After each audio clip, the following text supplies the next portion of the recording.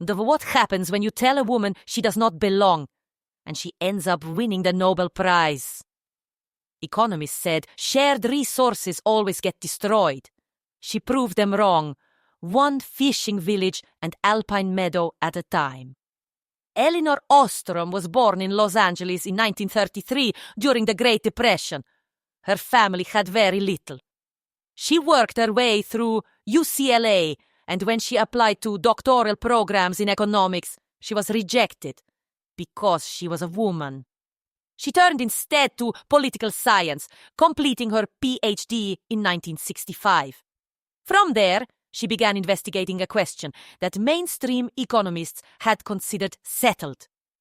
The dominant theory, known as the tragedy of the commons, held that any shared resource, fisheries, forests, groundwater, would inevitably be destroyed by overuse.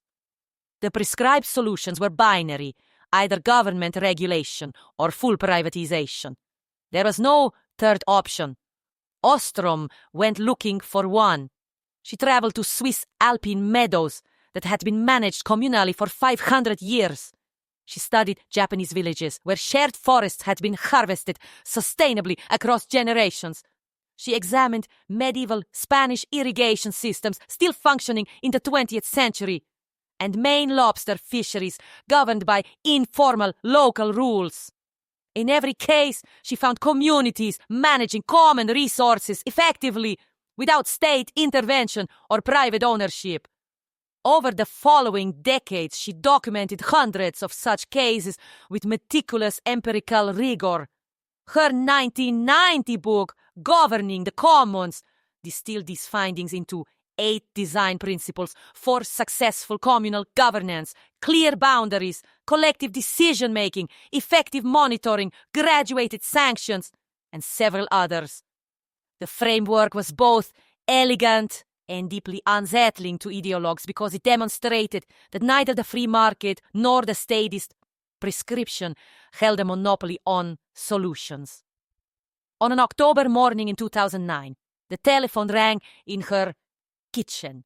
The Royal Swedish Academy was calling. Elinor Ostrom had become the first woman to receive the Nobel Prize in economics, and she was, formally speaking, not even an economist. The committee had recognized that the century's most consequential insight about economic governance had come from outside the discipline entirely. She died of pancreatic cancer in June 2012 at 78. Her intellectual legacy, however, continues to expand. Wikipedia, open source software, community land trusts, environmental cooperatives, all rest on the principle she spent a lifetime proving: that ordinary people, given the right institutional conditions, can govern shared resources more effectively than either markets or states alone.